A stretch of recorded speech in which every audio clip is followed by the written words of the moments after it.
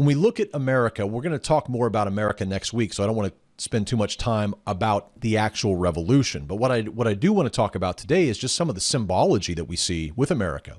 Here you see the east pediment of the U.S. Supreme Court, and there you'll see Solon right next to Moses and Confucius. Jesus, by the way, is not on this list of lawgivers. He doesn't count according to the Supreme Court or the U.S., but Moses does, and Solon does. And there's Solon, who is the very first one to write a constitution in the West.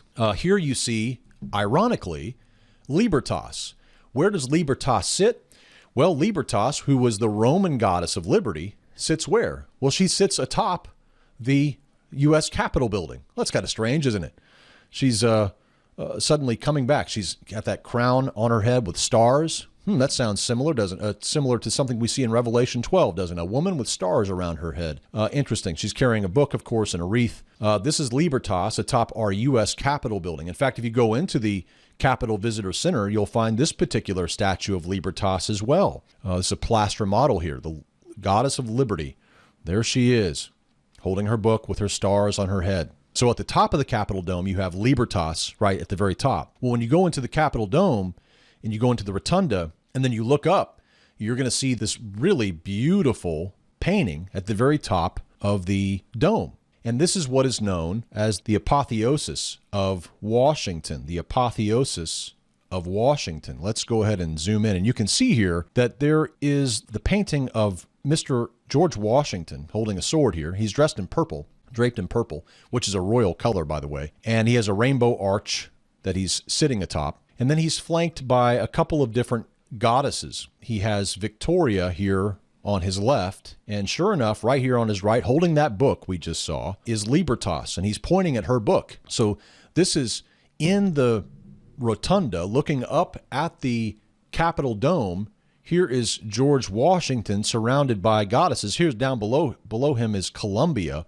She's also a very important goddess in America. Very, very important. You can think about the District of Columbia, right? Literally, the D.C. is named after her. So we're not going to go into all of these gods, but when you look up, you'll see that George Washington, and of course the apotheosis of Washington is the idea he has gone to the heavens. He's gone to the heavens in an exalted manner.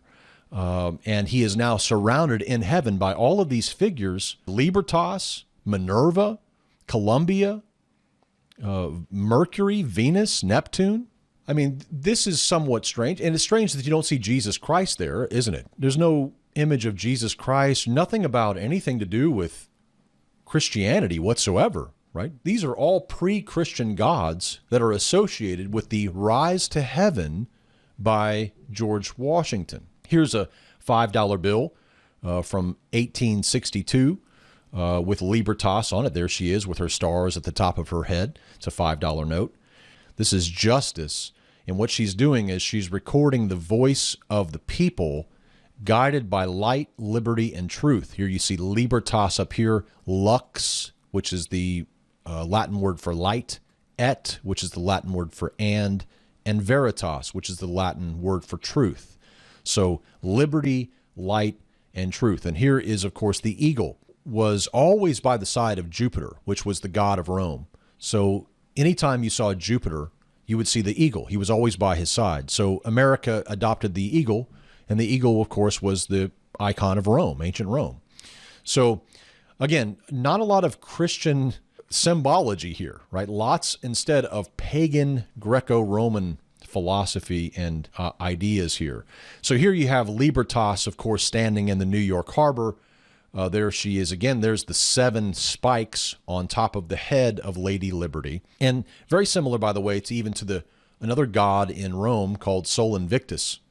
Just lots of strange things here that we find as we go deeper into this topic. I also was kicking around on a website just a week or two ago, and I was looking at the Congressional Medals of Honor. And the Army, Navy, Air Force, Marines, and Coast Guard all have a Medal of Honor, the Congressional Medal of Honor that they give. And the one for the Air Force has the picture of the Statue of Liberty on the front of the Congressional Medal of Honor. They don't change these, by the way, out of respect for the recipients. So these have been looked like this for years and years and years, decades and decades. And you'll notice what it says right here on the actual website from the Congressional Medal of Honor Society. It says the Statue of Liberty is centered in the Air Force design, In addition to standing for liberty, she is derived from the imagery of Queen Semiramis of Babylon, who was famed for her beauty, strength, and wisdom. So again, not even just a throwback to Libertas. We know Libertas is even kind of a personification of something that's even earlier, right? Babylon had their own versions of gods, as did the Sumerians and all of these ancient cultures. Egypt had their own. And so all of this is just kind of derived from all of these ancient pagan gods. And here you have the Statue of Liberty, according to the Congressional Medal of Honor website, being connected to Semiramis, who we know is a very pagan queen from Babylon. Interesting stuff, to say the least. Now, you can get more into this topic of America's counterfeit goddess of liberty, more about Libertas and Democratia, by going to truerichesradio.com/Libertas. We have a teaching there that you can see that. But I want to really stress something to you here now, because now we've seen all of these different gods related to America, Greece, and Rome. But one thing I think that as Americans we forget is that these were actually pointed out by the prophet Daniel. Rome and Greece were two of the four beasts that were going to do what? They were going to threaten and oppress God's chosen people.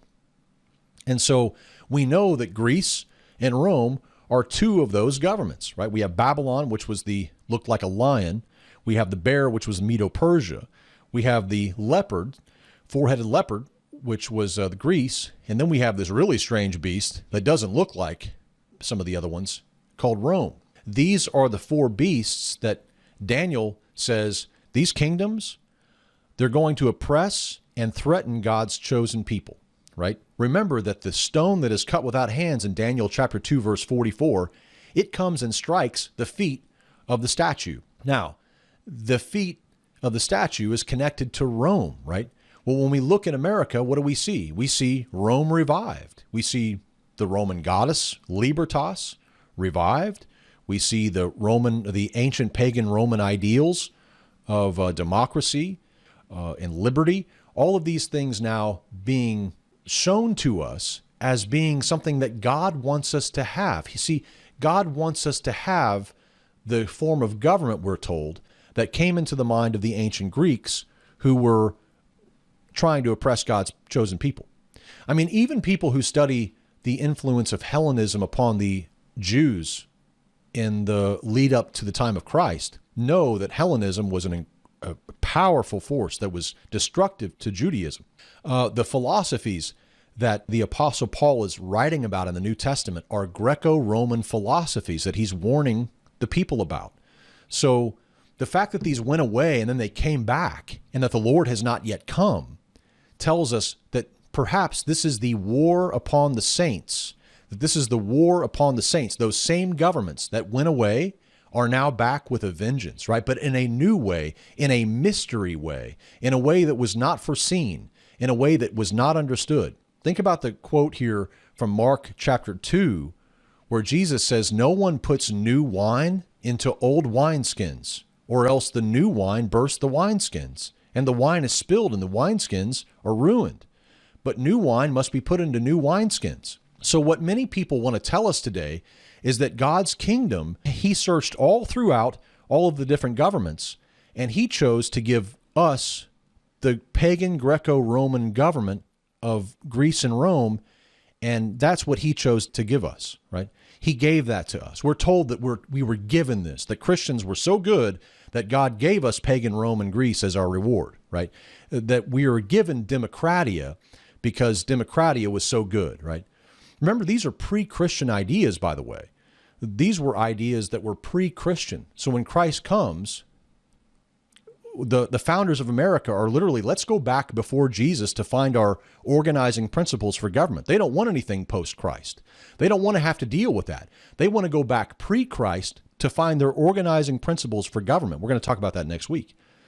But you have to ask, would it be right to put the new wine of the kingdom into these old wineskins of pagan Greco-Roman philosophies and values and beliefs and traditions? Is that what we're really expecting here? Should we really believe that? Let's listen to John Adams. He wrote a book, a very interesting book, and here's a little quote from it. He says, "The United States of America have exhibited perhaps the first example of governments erected on the simple principles of nature. He brags about it. And if men are now sufficiently enlightened, there's that word, to disabuse themselves of artifice, imposture, hypocrisy, and superstition, right? Read belief in the Trinity. He's referring here, of course, to belief that Jesus is the Son of God, which he didn't believe. He's referring here to the belief that Jesus died upon the cross, was buried, and was resurrected from the dead. This is what he's calling superstition.